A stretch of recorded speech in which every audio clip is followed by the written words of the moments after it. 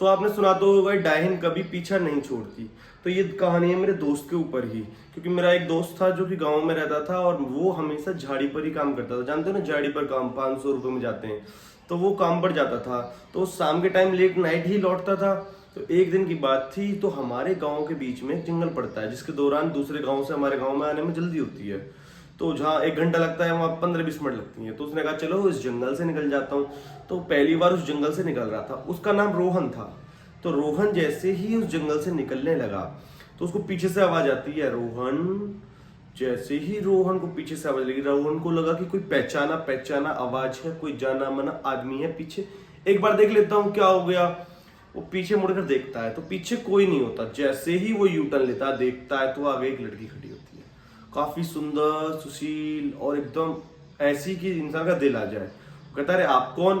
तो वो कहती है आपने मुझे नहीं पहचाना, मैं ही तो आपको जानती हूँ। वो कहता है नहीं मैं तो आपको नहीं जानता, लेकिन आप मुझे कैसे जानती हो? उसने कहा नहीं आप भी मुझे जानते हो। उसने कहा नहीं मैं आपको नहीं जानता। तो उसके 2 मिनट बाद वो कहता है नहीं मैं आपको नहीं जानता। उसने कहा कि मैं जानती हूँ। फिर वो एक साथ तेज हंसने लगी, और जैसे ही वो हंसने लगी तो रोहन और ज्यादा डर गया। जब रोहन डर गया तो रोहन ने उसको धक्का दिया और रोहन भागा भागा गिरता हुआ अपने घर पहुंचा। रोहन की शादी 1.5 साल पहले ही हुई थी। तो उसकी ताजा ताजा बहू थी जो कि शादी थी, मतलब बीवी थी, तो वो भी गांव की थी। तो उसको इस चीज के बारे में इतनी नॉलेज नहीं थी, पर उसको चुड़ैलों के बारे में पता था। तो उसने घर पहुंचा और अपनी बीवी को बताया। बीवी कहती है कैसे हड़बड़ा रहे हो, क्या हो गया? उसने कहा हुआ तो कुछ नहीं, देखो ऐसे ऐसे हो गया है। तो रोहन की जो बीवी थी उसने पता है क्या कहा? उसने कहा तुम टेंशन मत लो, मैं तुम्हें गंगा जल देती हूँ, इसको पियो और तुम ठीक हो जाओगे।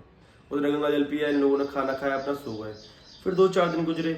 फिर जैसे ही रोहन को लगा यार आज फिर निकल जाता हूँ, क्या दिक्कत है, तो रोहन फिर से उस जंगल से निकलने लगा। और जैसे ही रोहन ने उस जंगल का रास्ता अपनाया, उसके बाद जो होता है सेम फिर आवाज आती है। रोहन सोचता है कि अब नहीं मुड़कर देखूंगा। फिर रोहन ने मुड़कर नहीं देखा, तो रोहन आगे चलने लगा और रोहन का पैर टकराया, रोहन गिर गया।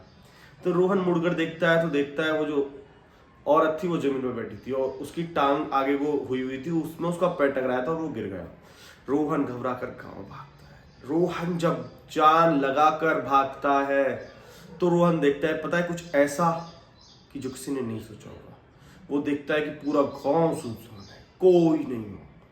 वो अपने घर पहुंचता है, गेट बजाता है, जल्दी से अंदर घुसता है, कहता गेट लगा देता, कहता तुम यहीं रहो। वो उसकी बीवी कहती है क्या हुआ? वो कहता है मेरी सांस रुक चुकी है, मेरा तो हाल बेहाल है। उसकी बीवी कहती है क्यों क्या हुआ? मैंने सेम वही देखा जो उस दिन हुआ था मुझसे। उस गांव में ऐसे ऐसे जंगल के बीच में मैंने चुड़ैल देखी। और रोहन की बीवी कहती है आज के बाद तुम वहां से नहीं जाओगे। वो कहता है ठीक है मैं आज के बाद वहां से नहीं जाऊंगा। उसके बाद जो होता है वो दोनों खाना खाते हैं, अपना सो जाते हैं। जैसे ही उसकी आंख खुलती है, कोई 3:30 बज रहे होते हैं, वो देखता है कि उसकी बीवी बराबर में खड़ी है। वो कहता है अरे तुम यहाँ क्यों खड़ी हो?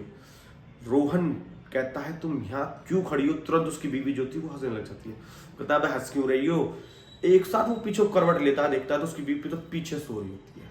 जो आगे हंस रही होती है वो डाहिन होती है, डाहिन। और डाहिन तो कभी लौट कर वापस जाती ही नहीं है अगर एक बार आपके पास आ जाए। वो रोहन को टांग से पकड़ती है, खींच कर जंगल ले जाती है। जैसे ही वो रोहन को जंगल ले जाती है, उसके बाद जो होता है वो रोहन वहां पर बेहोश हो जाता है। उसकी बीबी सुबह उठती है, देखती है, पूरे घर में ढूंढती है, रोहन नहीं मिलता। उसके बाद वो गांव में हल्ला करती है। गांव के लोग सारे एक साथ झंझोड़ बनाकर चलते हैं कि साला इसको देख के आते हैं क्या दिक्कत आ गई। जैसे ही सारे लोग वहां जाते हैं, देखते हैं तो रोहन एक पेड़ के सहारे बेहोश होता है। उसको उठा के लाते हैं, तांत्रिक विद्या करवाते हैं, बाबाओं को बुलाते हैं, जिसके दौरान रोहन उस कैद से बच तो जाता है। रोहन बच तो गया, लेकिन उसके बाद जो हुआ वो बहुत दिल दहला देने वाला था। रोहन देखता है कि 6 महीने बीत चुके हैं और उसके साथ कुछ ऐसा नहीं हुआ। और उसके 6 महीने के जस्ट एक दिन बाद रोहन वहां से लापता। उसकी बीवी ने पूरे में ढूंढा, जंगल में ढूंढा, वो कहीं नहीं मिला। तो कहानी का मोटिव यही है कि डाइन कभी पीछा नहीं छोड़ती। वो आई तो सही, पर 6 महीने बाद आई। तो आप भी सतर्क रहिए, सावधान रहिए और ऐसी डायनों से बचकर रहिए।